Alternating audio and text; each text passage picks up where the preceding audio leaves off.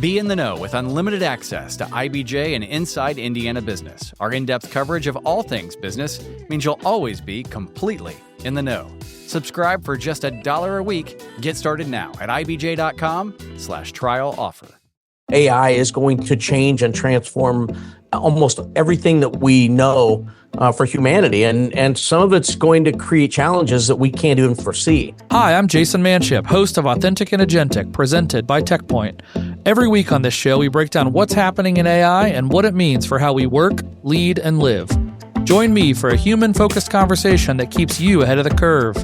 This is the Authentic and Agentic podcast on the IBJ Media Podcast Network. Hey guys, Jayson Manship here, your host at Authentic and Agentic. This is the podcast where we talk about AI, but with a human lens. And today I'm traveling. If you're watching the video, you see the hotel room behind me. I am in Memphis, Tennessee. I am keynote speaking at this conference. It's a restoration conference for companies that come in after a flood or a fire. And they asked me to come talk about AI. And I think that's interesting because this is not a company that's like, sit behind a computer and type into a keyboard kind of company. These are companies that an entire industry that is boots on the ground, getting their hands dirty. And they're saying, hey, AI is important to how we're thinking about business. And so here to talk to a bunch of CEOs and leaders of those companies and help them think through how AI fits into their business. And I think that's what I'm seeing the more I talk to folks is that it is becoming a part of how do I run my company? And so just excited to have those conversations with this team here today. Folks. But every week we do this show. Every week we have awesome guests on. I typically do a news segment. Today I'm not going to because I literally am traveling and I haven't had time, frankly. I mean, what a world, right? What a world we live in. So apologies to you for that if you tune in this week or every week for this segment. I will have it next week during my interview with Adam Brown. But this week I'm talking to three of the leaders from Indiana's tech policy group, ITIA, and we chat with them about what's going on in the state of Indiana, and in some ways more broadly.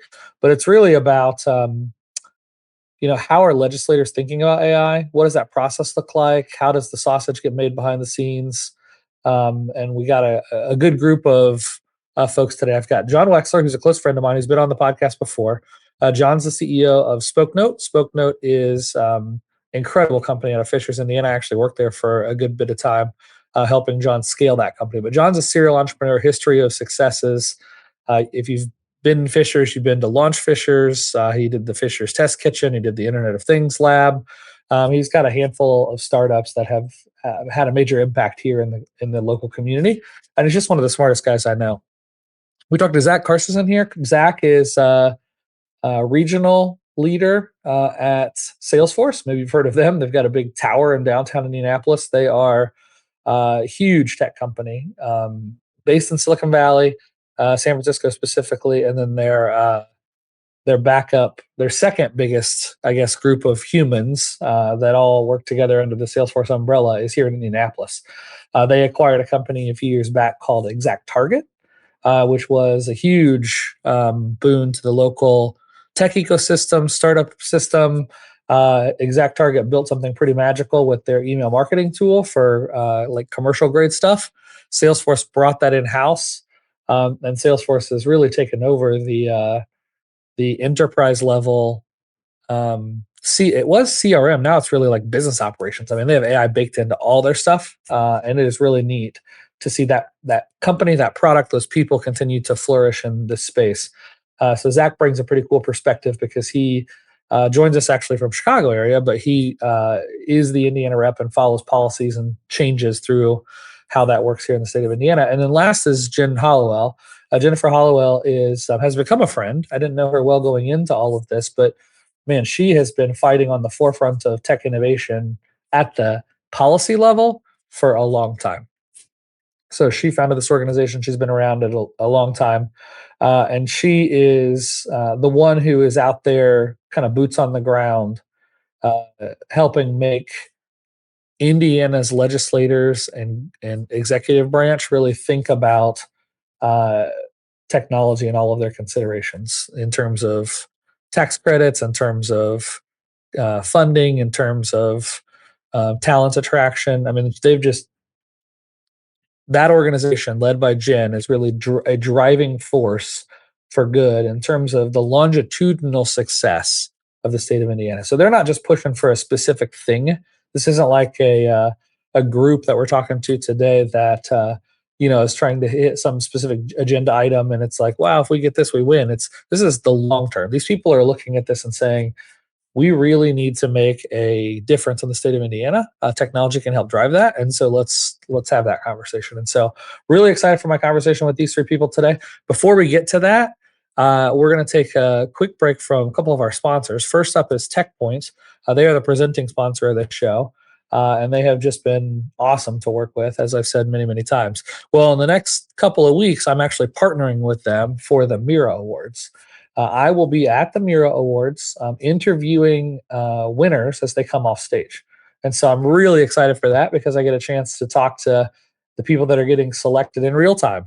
Hey, congratulations. You just won a Mira Award for Best X, Best Startup, Best Tech, whatever their categories are. They're going to come off stage. I'm going to interview them, and we're going to get a chance to talk to them. And so you're going to hear more about all those winners and what's happening in the state of Indiana with all the technology that's happening, which will be a lot of fun. The other sponsor that I'm really grateful for, they're relatively new, just a few episodes in at this point, is Indiana Wesleyan. And so IWU, as they go by, is really taking a lead in Indiana's AI space. And so these are folks that are saying, hey, AI matters at the collegiate level, and we're going to teach it, and we're going to help level people up, and we're going to make it a part of everything that we do here. And so grateful to TechPoint and to IWU, Indiana Wesleyan. So we'll roll a couple of ads for those folks, and then we will get on to the interview with Jen, Zach, and John. AI isn't just changing jobs, it's changing who gets hired. TechPoint's new brief, AI Amplifies the Need to Address the Experience Gap, shows how AI is changing entry-level jobs, and how employers can take advantage of this moment. Download the brief and find out ways to get involved at techpoint.org/AI gap. AI is transforming every industry, and Indiana Wesleyan University is preparing professionals to lead that change. IWU offers a Master of Science in AI and Data Analytics, a graduate certificate in AI Business Innovation, and an Applied AI Analytics concentration, all designed for working adults. Flexible, online, Christ-centered, and grounded in biblical ethics. Discover how IWU can help you find the way forward. Visit indwes.edu.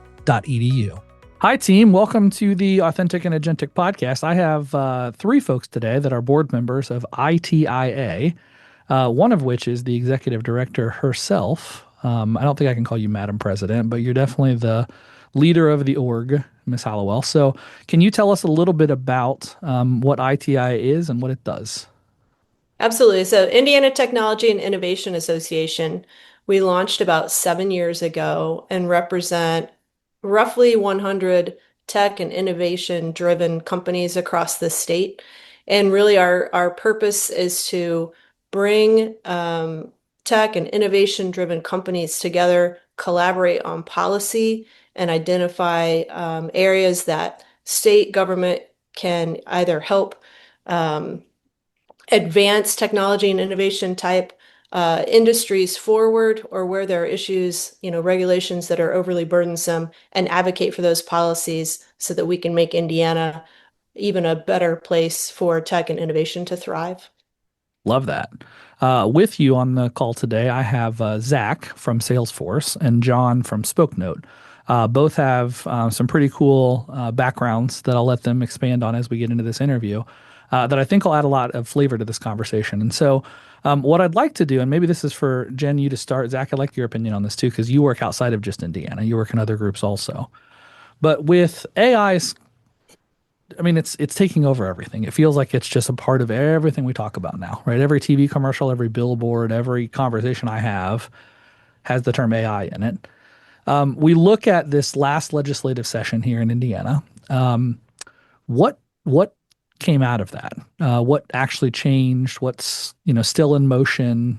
Kind of give our listeners a rundown of what's going on in the world of tech and AI as it relates to the state legislature here in Indiana.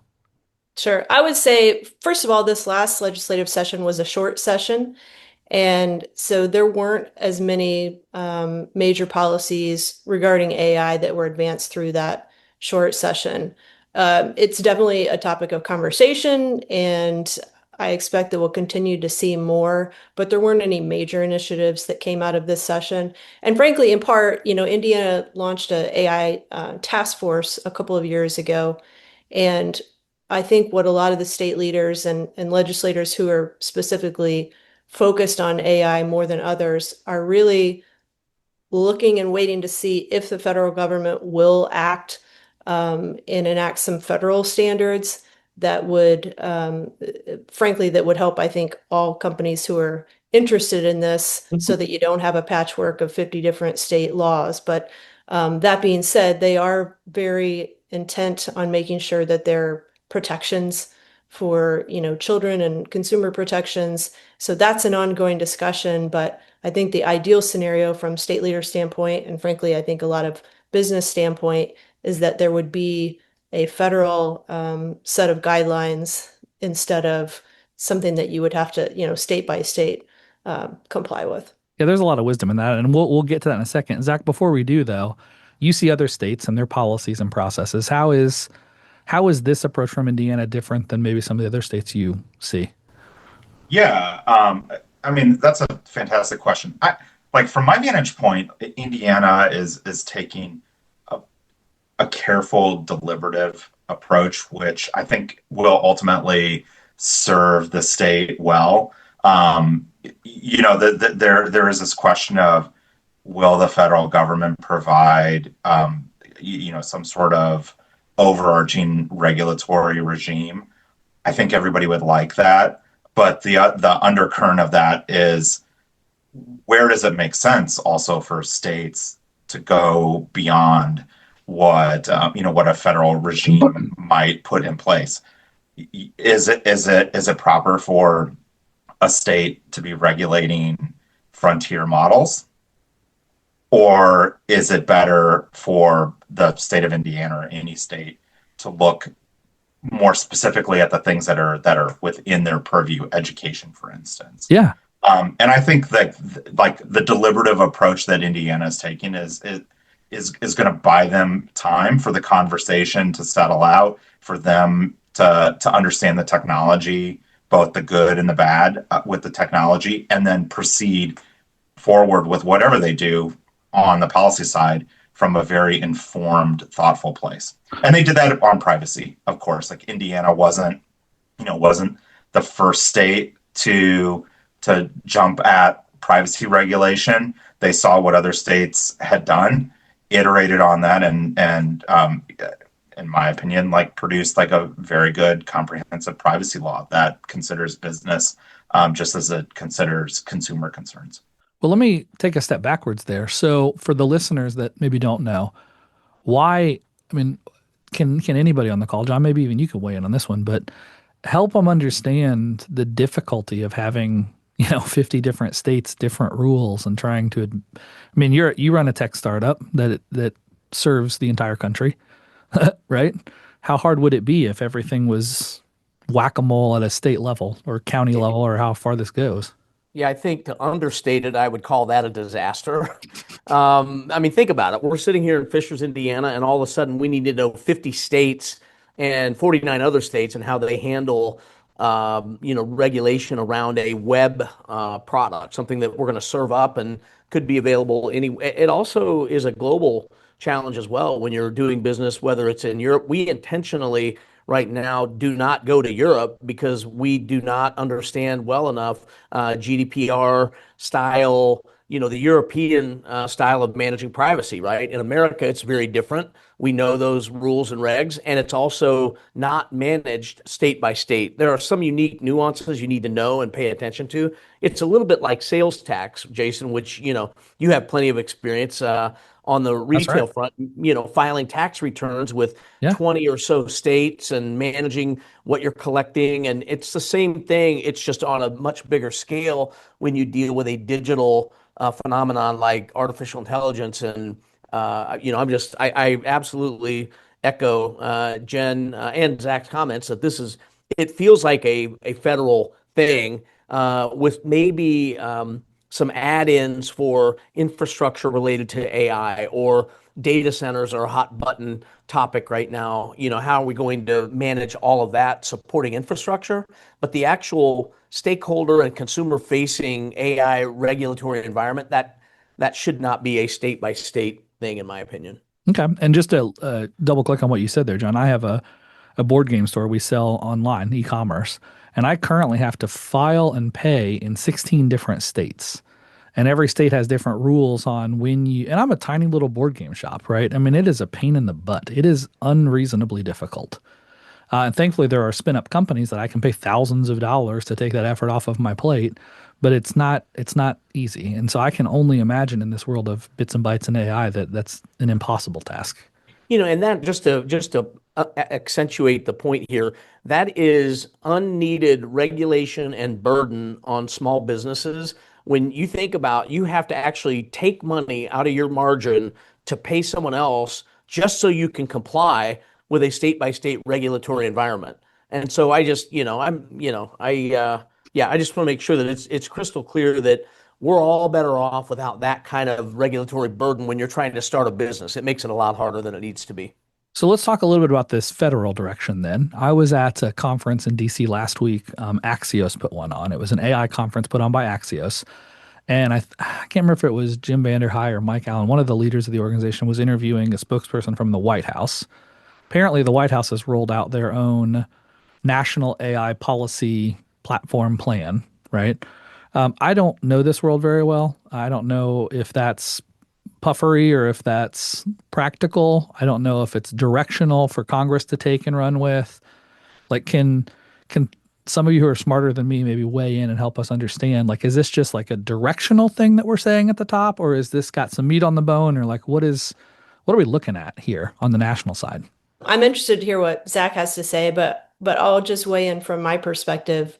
And for folks who are listening and care about it, it's actually a very interesting document that the White House put out, this framework that covers AI really in lots of different perspectives, and whether it's data centers, regulation. And so I would call it, while it's pretty simple and easy to read and consume, but it's robust in terms of the areas that it covers, and it's the administration providing their guidance to Congress about how they should act, like what they would view as the ideal legislative package to come out.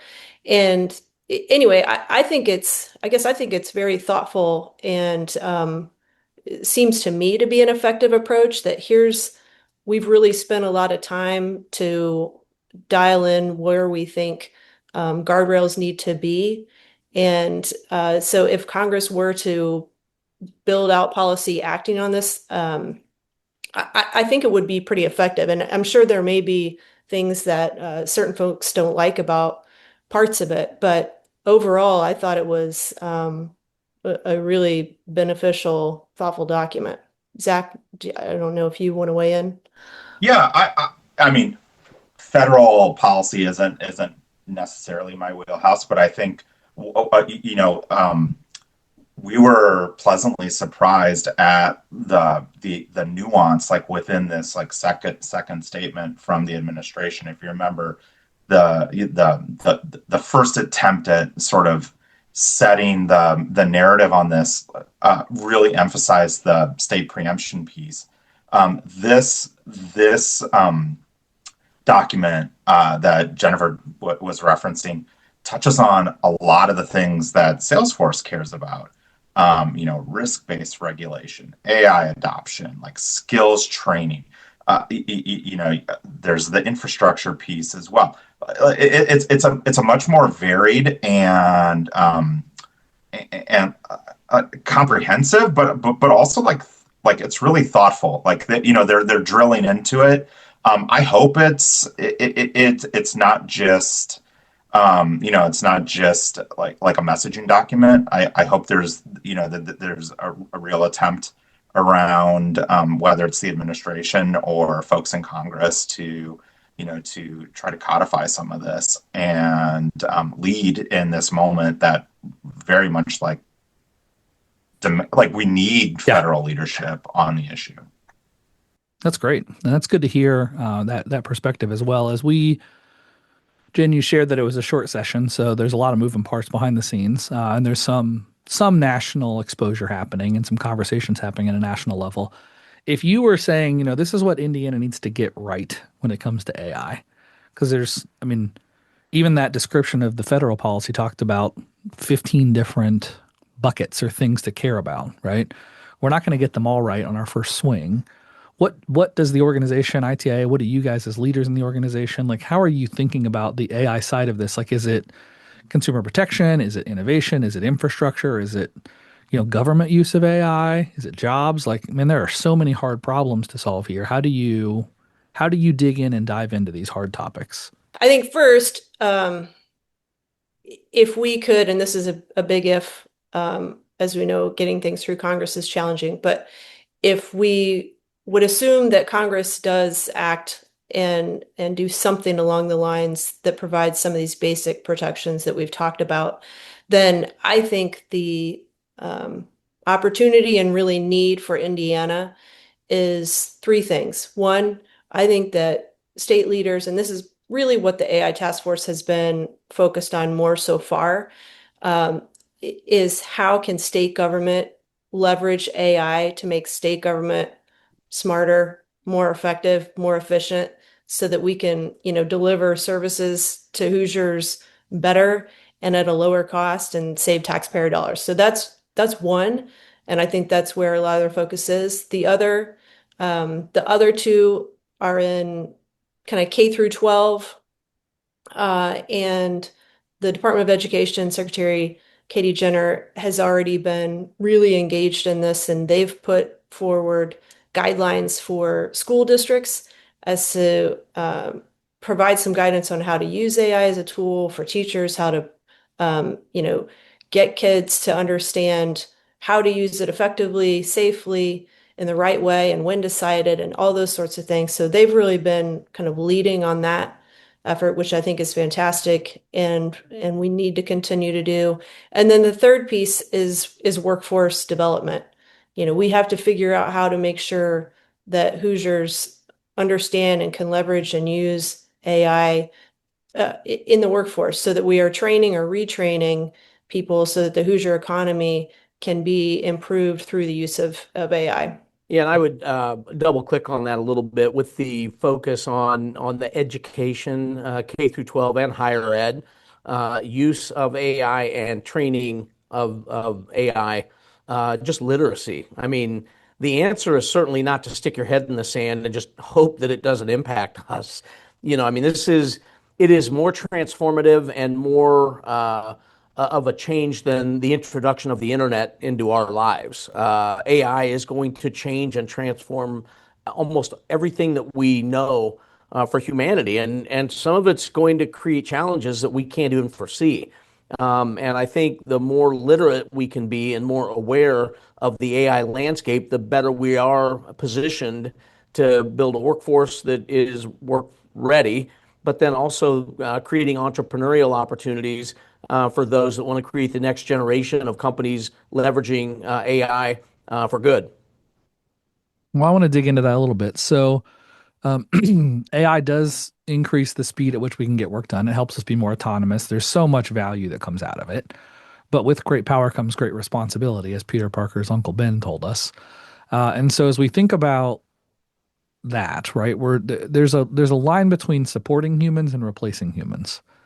And not just in capacity, but also in judgment, right? Like letting the AI bots take over versus having a human in the loop, et cetera. This is a pretty broad question, John. I'd like for you to start on it, but how are we thinking about that kind of stuff? Like, it just feels like this is the problem of my generation.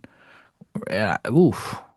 How are we thinking about I had a chat this morning with someone that said, hey, this tool that I'm using now could probably replace 4 people's jobs. That's a scary factor, right? It's a reality, and I think you're right on the the idea. We think of AI as an alternate an acronym for authentic interaction, And we place an ultra high premium on that authenticity. And actually, the reality is we at Spokenote are solving a problem that AI is creating. And that is this huge chasm between authenticity and scale. You can tell instantly the people that interplead their world to AI and just say, let's make it all automated. Because if you've been in this long enough, you can see AI content, you can see generative AI. Right when you see it, you know it. And so we are absolutely believers that the technology should amplify our voices, not replace them. And so the best we can do as a private company here in Indiana is to live that life, lead, speak up when we feel like we need to, but then also be involved with organizations like ITIA and get in and get involved and understand the impact of this and try to affect policy where we can. And so every single thing around me focuses on authenticity in the use of AI. So when you talk about nonprofits, for instance, using AI, there is this huge thing that's developing here where there's a lot of skepticism around the use of the ask, let's say, using AI for the ask, right? It's accepted in infrastructure, preparation for meetings, back office, reporting. Using machines to work smarter is the way it should go. But when you advance that too far into that last mile of stakeholder facing communication or things that don't appear authentic, that is where things start to break apart. And that's just my word of caution. I'm not chicken little about it. The sky is falling, but I am kind of a cautionary voice that says, we should be using this technology to scale our decision making and businesses, but we got to be careful about how far we take it into that last mile of stakeholder facing communications. Yeah, I'm going to dig into that for just a second because I had an interesting situation happen a couple weeks ago I have a board game store. We talked about that briefly already. And we used Nano Banana to create a Facebook post, just a little caricature type Facebook post, created it in no time, put it up. And I got 50 negative comments and I think 4 or 5 one-star reviews on my business on Google because we are abusing artists and stealing from artists and not, and so I think what you just said there is really interesting because I'm on the side of the fence that it's not all good and it's not all bad, right? It's like there's nuance in every piece of this. And so my perspective on that whole thing was like, we actually hired an artist. The woman who posted it went to the Heron School of Art. She is an artist. She just wasn't going to spend 2 hours creating a Facebook post that 6 people saw, right? So she used a tool at her disposal to generate something quickly and put it up. And man, we had to deal with the backlash of that for weeks. The backlash, Jason, is you got 5 times the number of viewers, or apparently 36 that saw it. That's right, for sure. But, my personal take on that is it feels like way overreaction on behalf of people to you guys doing, what you do. And, that is also the world we live in of this just whipsaw reactions that are so extreme.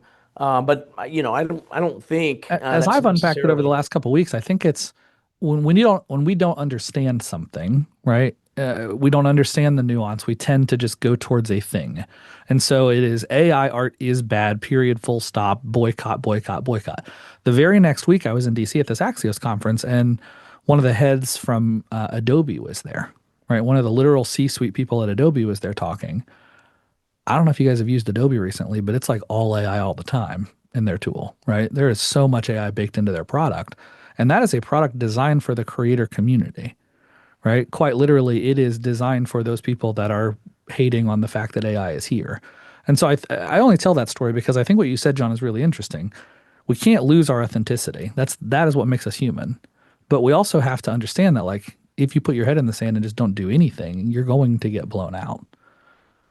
And so it is a nuance. It is a little bit of this, a little bit of that. And we have to kind of keep our, as I was talking through this with some of my staff here at the game store, they felt like art is different than code, right? Because they were all in on using vibe coding to create apps, but they were all out on art.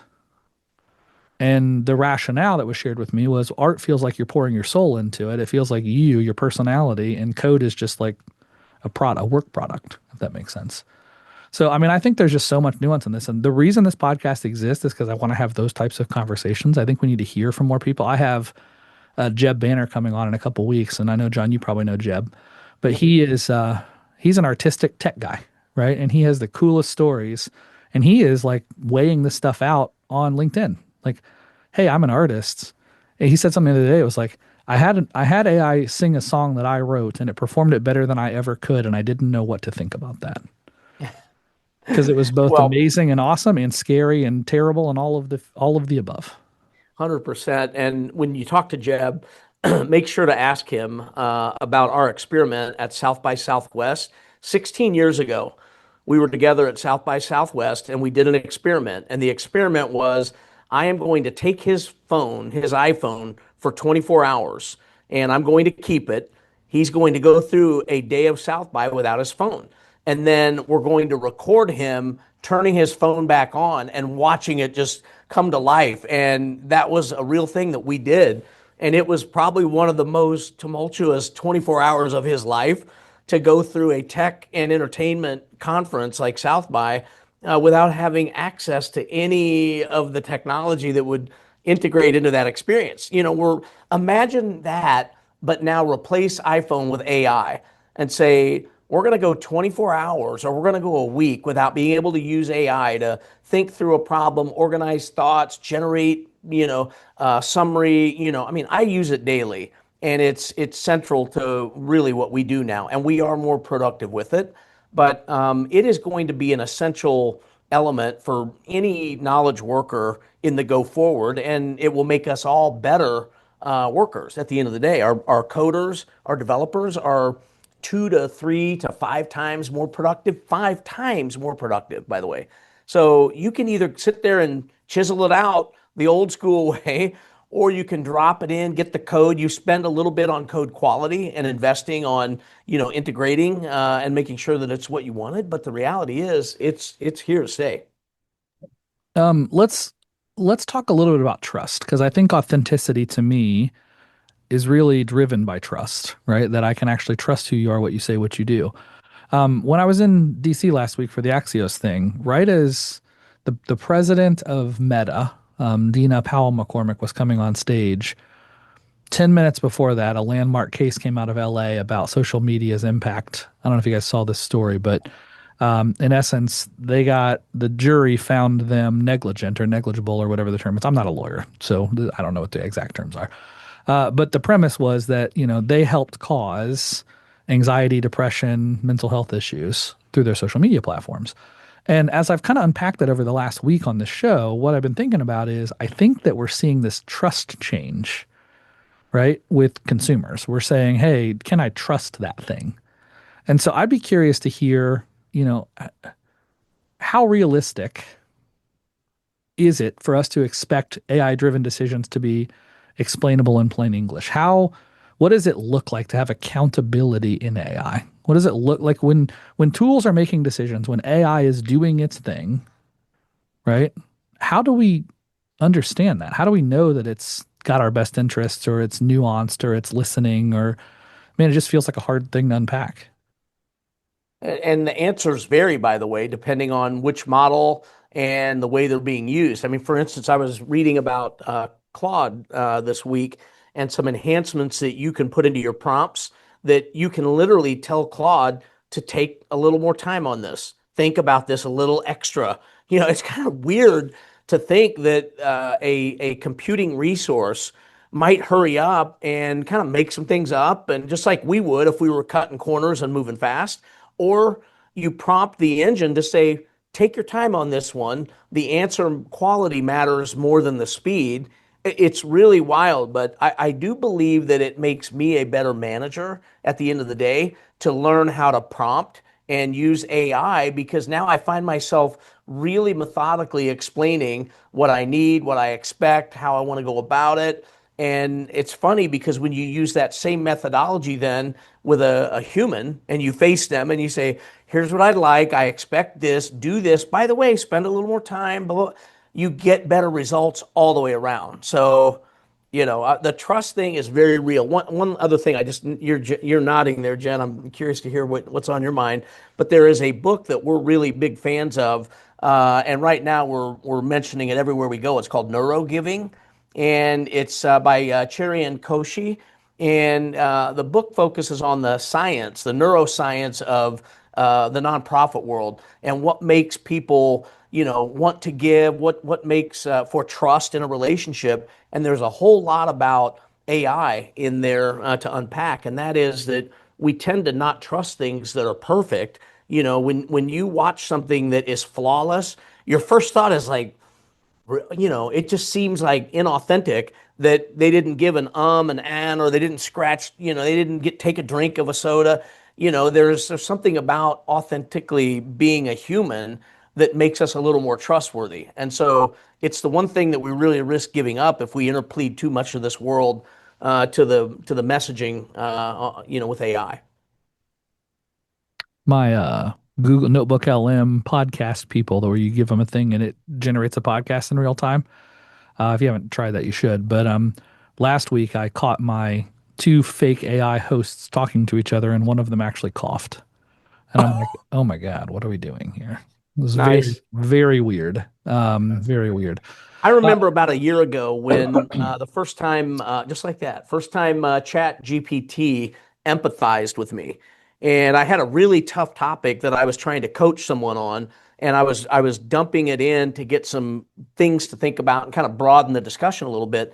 And the very first thing that ChatGPT came back with me, and this was actually it's probably about 2 years ago, and first thing that happened was it said, "I'm really sorry that you or someone you know is going through this." I'm like, okay, that was a milestone moment for me. I'm like, okay, now the computing resource here is now empathizing with me to kind of soften my reception to what it was about to tell me. And it was just interesting on that trust and authenticity side. Yeah, I'll just jump in here. Also, like, it is incredibly important that consumers, companies wanting to use AI themselves or deploy AI themselves, that they have absolute trust in the tools that are out there. And that's something like Salesforce has tried to build in and has built in to all of our AI products. Like, it is possible to design a product, build a product that protects proprietary customer data, that doesn't allow the data to be trained on or to be used to train some of these like large LLMs. It's possible to build AI tools that have audit trails, source citations, create this like the data lineage so that you can, just like you would with an employee, like you can go back and like check the work, see if it's doing what it's supposed to be doing. That in our products, that's in there by default. But there's also a role too for the businesses that are using this as well. It's as powerful as AI is, it's not a magic box that you can just put out there without any like thought if you're a business owner as to how it's going to be used. So there's a responsibility there. Think of all the other technologies that have come that have enhanced business. There's always a lot of excitement, and then there's the reality of like, how do we actually deploy this in a way that is additive to our business, that makes us better, that like retains the relationship we have with our customers or whoever we're servicing. And so like, it's essential. Like, trust has to be a part of AI. Well, I love that perspective. I read something that, we're entering the consequences era of AI, where people are saying, hey, we didn't protect ourselves, we didn't build this correctly, and now we're dealing with the consequences associated with it. And Zach, I mean, as a local guy that's followed Salesforce for a long, long time, you guys have always built the premium product in the market that considers all of those things. And I think that's really valuable. I know a lot of people that work at your organization, and I think you guys are doing it right. And I think that's a big, huge differentiator in the future, right? Because anybody can spin up something quick and easy now, but might accidentally expose all sorts of problems they don't know about. And so I think that's really a valuable insight. Jen, I'm going to pivot to you for just a second. So As we think about maybe the next legislative session, or we think about some of these issues you outlined in your last segment here about the things we need to lean into, I have to imagine your role. One of the struggles is kind of finding that balance between overregulation and underregulation, right? Because we could do nothing and just let the federal government tell us what to do and be laissez-faire and go, or we could accidentally overdo it, right? My experience as an outsider, I'm not in the weeds like you guys are, but my experience as an outsider, and Zach alluded to this earlier with the privacy conversation, is that Indiana tends to be slower moving when it comes to this sort of regulation. We can tend to follow and not necessarily be on the tip of the spear leading. But how are you thinking about that? I mean, how is ITIA being driven, and how are we encouraging legislators to be thinking about this? Couple of things. First of all, we do have an AI working group within ITIA, which I believe you are all part of. And so we've put out policies, kind of guidelines from the AI working group, guiding principles, if you will, that we're sharing with legislators. And it's both for, I think, advice to businesses as well as to legislators about how to approach some of these things. But from a purely legislative standpoint, a couple of items to mention. Just one, Indiana did pass a law last year, so last year or the year before, that was targeting protecting people from deep fakes in political or election materials. So it was a pretty narrow focus. But if an entity or a campaign is using something that's AI generated and manipulating an image, a video, audio, etc., the state law now requires them to disclose that it has been AI modified or generated. So that was kind of a small step. I think generally speaking, our goal is to not stifle innovation, but rather focus more on narrowly tailored, risk-based policies that are around protecting, children, consumers, businesses, etc. You mentioned earlier that the legislature did pass the social media ban law this year, which is really only is focused on a handful of companies. And that's something that's being driven across the country. I think we all assume this is with the Supreme Court, goal to see what, where the court's going to stand on that versus, freedom of speech and privacy and parental protections. Those things are also part, by the way, of the White House guidance for AI policies. So a lot of these things, again, point back to if something were enacted on the federal level, I think it would make things a lot easier for folks at the state level in terms of figuring out how to advance on policies. But anyway, more to your question, again, I think we will see more on K through 12 and workforce training. I would expect that we'll see more things, whether it's grants or programs geared toward helping folks adopt, implement responsible AI use in schools, and finding ways that we can help Hoosier businesses across the state.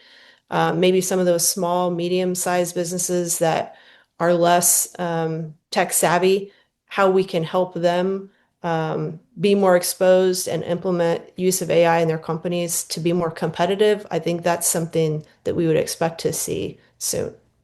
I think that's great. I had a chance to interview Dr. Jenner a couple episodes ago, and I was very encouraged. She's certainly leaning in a very big way and She's understands awesome. this stuff. I mean, this is not an easy topic. She was explaining to me, Jen, I know you know this, and I'm sure Zach and John probably do too, but our listeners, man, she manages a $26 billion budget and has literally every headache in Indiana on her desk. Like, that just feels like a challenging role.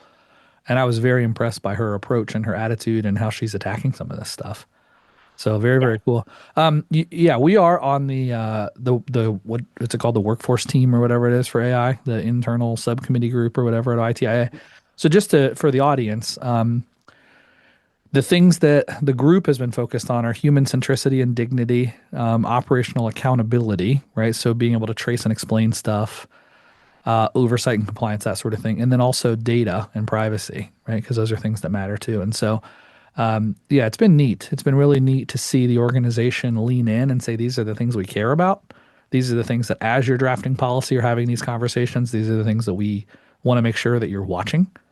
And so, yeah, just to kind of reiterate what you were sharing there, like those are the pillars, so to speak, from the organization that help drive that. Well, I think, Jayson, you talk about drafting policy. One of the things I think we can do, and maybe the most, one of the, I mean, it's a great service we could offer to our legislature is awareness of what's going on around us in the industry and with this technology in general, because you can't expect every one of our legislators to understand this stuff like those that are building it or using it do. And so, when you look at our legislature, you've got a geographically dispersed, very diverse industry and business experience. So you could have literally a funeral home director from one community, an accountant from another, and you name it, a furniture distributor in another. They all have different levels of understanding of the implications here. So one of the most important roles that I think organizations like us offer is education and awareness of what's going on around us and in the world of AI. So and all these other challenging topics, but AI especially right now. For sure. I got maybe one or two more questions. And this one might be the grenade in the room, so to speak, because there's never a good way to talk about this, and I don't know how to answer. I'm gonna mute and turn my camera off. No, I'm kidding. I'm kidding. But one of the things we talk about a lot is data centers, right? And data centers, I think everyone knows, are necessary in the path forward here, both from a national security perspective and from just the state of the world. I mean, this technology is moving so fast. I use Claude every day, and Claude's having outages every day because it can't keep up. And I think that this is starting to become like skating to where the puck is going. I interviewed a guy recently who is in the power side of the equation. And it takes 10 years to build stations, power stations, and all these sorts of things. I mean, it doesn't just happen overnight. The technology is moving faster than the infrastructure. And then I look at, small communities that are saying, we don't want that in our backyard, right? I don't want a solar farm. I don't want a nuclear reactor. I don't want a data center. Just playing this out. I'm not, and this is me talking from what I've seen in the past. You've got Meta and Google and Amazon and OpenAI and these groups that are trillion-dollar companies, right? Trying to build a $5 billion data center. And that $5 billion data center is being blocked by 2 or 3 city councilors that are maybe got 4,500 votes to get elected. Like, I mean, the dystopian future there, from my perspective, is very concerning. And so how does this state? I mean, are we going to see? I can appreciate the state of Indiana waiting for federal policy related issues, but are we going to see the state of Indiana start to issue some, kind of pro growth, pro data center, pro water, power, all the things that go into that? Or is it, I mean, how does this play out? And I mean, you don't have to, this doesn't have to be official response from ITIA. Maybe it can just be a conversation, because I don't know, Jen, if you even have answers to this question, but I can tell you these are the questions I get from listeners. There are a lot of layers there. One, Indiana has been pretty strongly advocating for data centers throughout the state. A few years ago, they passed a law that would exempt data centers from essentially provide tax incentives for data centers. And that was kind of the first big welcome mat to bring your data centers here. And it worked. And we have lots of interest from lots of companies who want to put data centers here. Now, as you mentioned, obviously, there's been growing opposition at the grassroots level. And I think part of that, again, is centered around quite a bit of, I don't know, fear, lack of awareness, I guess I would say, in terms of what it actually means. Because we've been, happily welcoming storage facilities, manufacturing facilities, large, distribution facilities in lots of places across the state that have some similar footprints in terms of, size and things to that. But much smaller economic impacts. Yes, For correct. sure. And so I think what we're seeing both from the governor and legislative leaders is an increased focus that we want to create the right playing field for data centers to be built here, but also recognizing that we can't afford to have the cost be put on the back of residential ratepayers. That's something that nearly everyone agrees with. There's plenty of debate about whether or not it is. But when you have, large corporations that have the ability to make the investments, there's a real opportunity. I mean, Indiana also needs major investment in our utility infrastructure.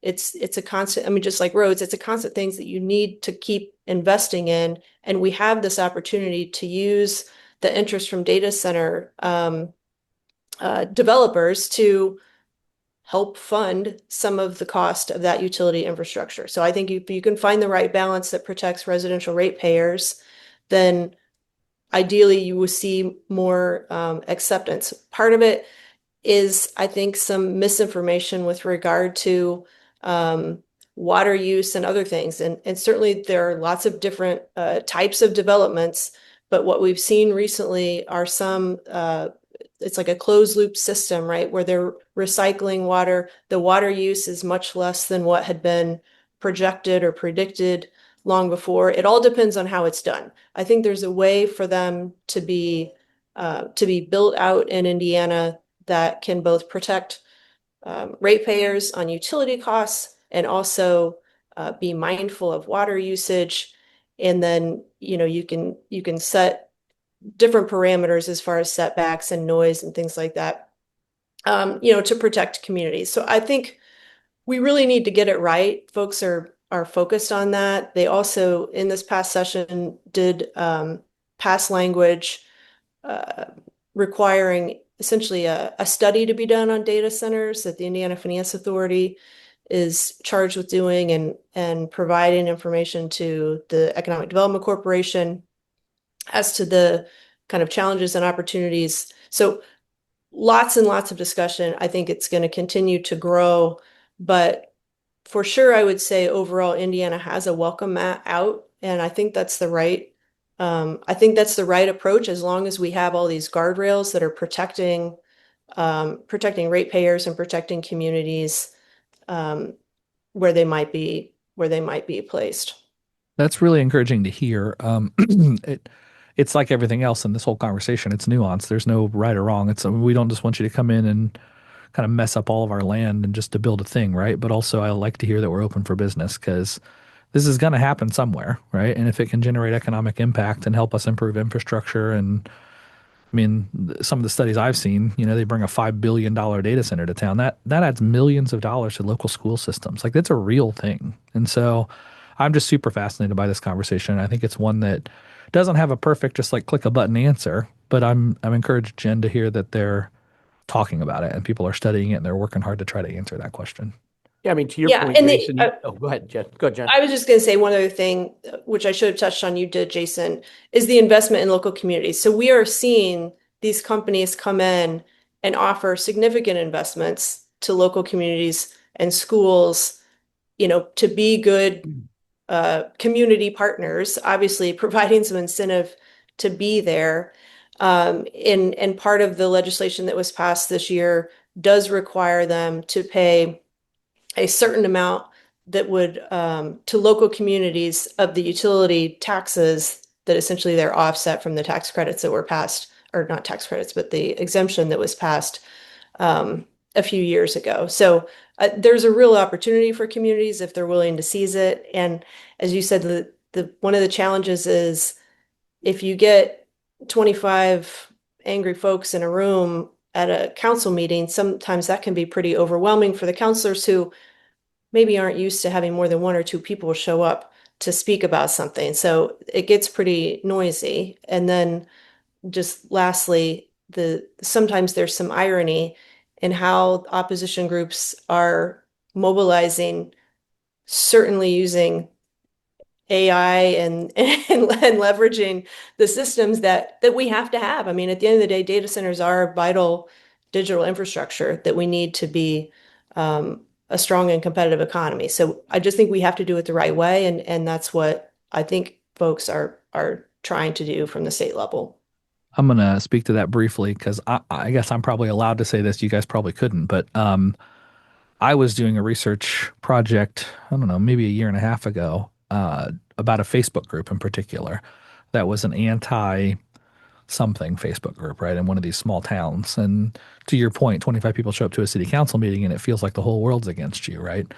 And so I looked at this Facebook group. It had, man, 1,200 people in this Facebook group. And like, I don't know, 6,000 people vote in the community. So it felt like 20% of the entire voting block was in this group anti this thing. And I did what I do and I unpacked the whole thing and found out that half of those were bots. They weren't even real human beings. And most of the rest of them weren't even from that area. They joined these national groups and they put a post up and then they all flood. They swarm basically to all these negative groups all across the country just to build up their numbers. And so there's people from Virginia and California and Texas that don't even live in this community, but they're inflating those numbers and making the local elected officials feel scared, right? Man, I don't want to piss off 20% of my voting block. That's wild. But that's not your voting block. So that's a real thing, very real thing. All right, last question for you guys. I asked this question to everyone, so feel free to go as deep as you want to on it. But when we're talking about AI, we talk about a lot of the cool things, a lot of the neat stuff that's happening. But part of this whole podcast is designed around the authentic, the human, the hard part of the conversation. This isn't easy. And so as you think about what you have witnessed personally on AI over the last couple of years since it's really started to take hold, is there anything in particular that keeps you up at night? Is there anything about it that's like, man, I'm worried for that? And maybe you don't even have an answer to it. It's just something that's on your radar. It's just something you're paying attention to. And I'll give you mine just so you have some context here. So I look at I call it the haves and the have-nots. And this isn't just like socioeconomic. This is like opportunity. If you're using AI early and you're good at it and you know what you're doing, like John said with his developers earlier, you can be 5 times more efficient than someone else. And we don't know where the job force is going and the markets are going and all that. But man, if I'm good at it and you're not, it's an unfair advantage. And so when I was talking to Dr. Jenner about this, I said, are you seeing that in the school systems? Where some school systems are really adopting it and leaning in and other ones are ignoring it. And she said, yes, and it has almost nothing to do with the socioeconomic side of it. It's just the administration, right? The administrators that get it and want to lean in are giving opportunities to their kids, and the ones that don't aren't. She said, we have some very affluent communities that are just like ostriching this whole thing and don't want to deal with it. And I find that to be super fascinating. So to me, that's one where it just feels like we're creating through this tech an opportunity, a bigger chasm, I think, between where people are going to be 20 or 30 years from now. So any thoughts from each of you on what it is that maybe keeps you up at night when it comes to AI stuff? I mean, I'll dovetail into your comments there, Jason. I wouldn't say that I wake up thinking about it, but newly, probably in this year, maybe the last year or so, I've been reading more about the way the use of AI modifies our brains and our thinking and our ability to do the tasks before AI. And I think while on one hand, we are creating this chasm between those that use it and those that don't, right? Haves and have-nots, or more productive and less productive. But at the same time, we're building a generation of people that are going to lose that ability to really write a creative letter or to sit down and give an original thought that's more than just a prompt to AI. I mean, that's a very, very real implication of everything that we're talking about here. So I don't know how you balance that, but that is one thing that kind of concerns me, that someone that's overly reliant on the use of AI will ultimately lose the abilities to do the things that you're asking AI to do that you would have had to have done before this was ever on the scene. Let me give you a real world example to that, John. How many 10-digit phone numbers do each of you know today? Like where you type in the full phone number when you call someone. I don't know my mom's phone number. I'm not kidding. Very Like I just few. hit Karen and it calls her, right? I can get few of the digits right, but not all of them. Yeah, It's wild. Zach or Jen, you guys have any other thoughts on that? I mean, my concerns are similar. I think, that, and there, we've touched on a lot of this already. We really need AI literacy and workforce development so that we can continue to have, like, we can continue to be humans, like authentic, like real humans that are using AI as a tool, but not task offloading or mental offloading, lots of things that used to just be done by human beings. It was maybe 3 years ago. I was riding when I lived in Seattle. I was riding a bus to the office, and it was like my bus route like goes through areas with like lots of kids, and some high schoolers got on the bus, and they were having a conversation, the two of them as kids, as students, about like how to properly translate a Chinese character. And they were having that conversation with OpenAI or ChatGPT or whatever they were using, like as a mediator for that. And in my mind, like that's the best way to use a tool like a public facing LLM. And like I want people to use it that way.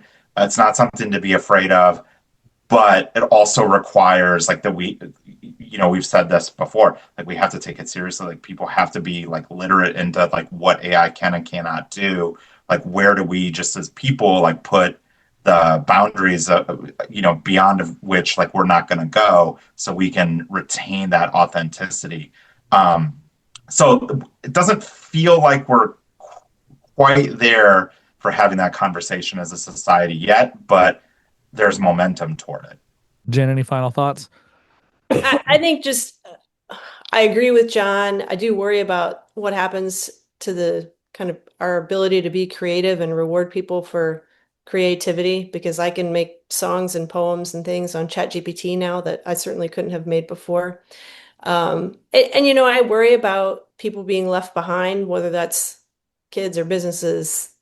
And then as we've seen some of these kind of tragic stories of people who are isolated and lacking like real relationships and getting into pretty dark spaces. So, there's all kinds of things I think that we have to consider, and just hope that as we thoughtful people put companies and products and policies together, that we somehow are trying to do the best for everyone. Yeah, totally agree. You guys summed it up quite nicely. Well, thank you all for your time today. Really fun to talk to you guys. I'll see you at the next meeting, and then I'm going to do a nice little call out for y'all here afterwards, because this organization has been probably the most impactful that I've been a part of in terms of leaning in and making a difference here in the state. And so, Jen, very grateful for your leadership on this stuff. John and Zach have both been vocal leaders in the space also, but you have lots of folks around you that are really cool and that are really helping make this happen. And these are hard conversations that are bigger than one legislative session. And so there needs to be that longitudinal kind of direction and that constant gentle pressure on the legislator to help make sure that these things are heard and accounted for. And so sincere thank you to all you guys today. Thanks for taking time with us. And I appreciate you guys. Absolutely. Thank you so much. Cheers. Thanks, everyone. See you. Yeah, I just wanted to say thanks again to John, Jen, and Zach for coming on today's show.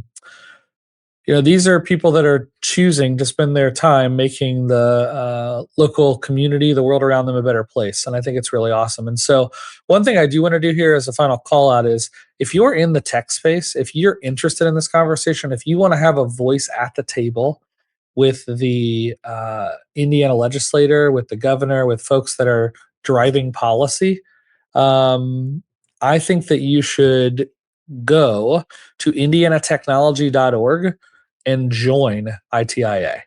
This is the Indiana Technology and Innovation Association. As you've heard, it's a statewide association driving tech companies and their partners.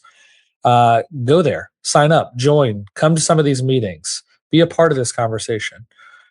Jen and her team, Joel, big, huge thanks to Joel, who is, I don't know his job title, but operations manager, chief of staff, assistant to the regional manager. I don't know, you can ask Joel, but he is very good. He is constantly keeping us updated on what's going on. He's polling the group, asking questions. He's setting up meetings, driving agendas, and helping on the policy side. And so thanks to Joel, thanks to Jen. And please go join ITIA. Next week, folks, I am sitting down with a friend of mine, Adam Brown. Adam Brown is the founder and CEO of a company called S-Gridworks. Adam is a power guy. So he has spent his career in the power industry, and he's an interesting cat. You're going to love Adam. He is just all energy all the time. But when AI came along, it really changed his worldview on what he was capable of doing. And so Adam and I sit down, we talk about the power grid, we talk about the strains that AI is going to put on the power grid, how communities are thinking about this stuff, how big power companies are thinking about this stuff, but also how you build with it. So he has a handful of practical, like, this is what I did. So Adam and I are constantly trading. Hey, dude, did you see this new feature that rolled out, or have you tried downloading this LLM or doing this sort of thing? And so Adam's just a really smart guy. And so check in next week. Come listen to the Authentic and Agentic podcast. Again, huge thanks to the ITIA folks, to TechPoint. Mira Awards coming up soon. You'll hear more about that, and we'll be a part of that conversation. And thanks again to Indiana Wesleyan. We'll see you guys next week.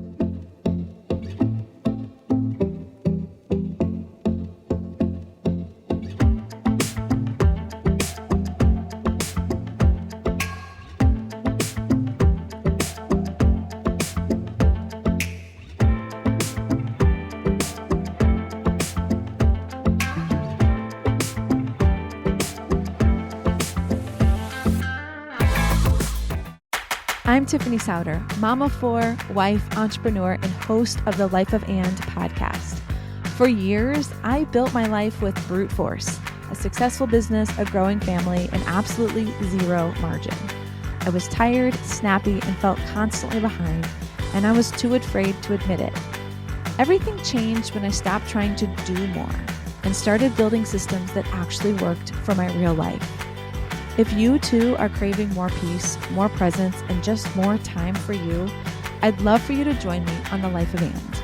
Subscribe now on your favorite podcast app or listen at ibjpodcast.com. Your commute just got smarter. Turn drive time into growth time. The IBJ Media Podcast Network gives you front row access to leaders shaping Indiana's economy, culture, and future. No filler, just smart, relevant, local storytelling you won't get anywhere else. Find all of our shows by searching IBJ Media in your podcast app or visit ibjpodcasts.com.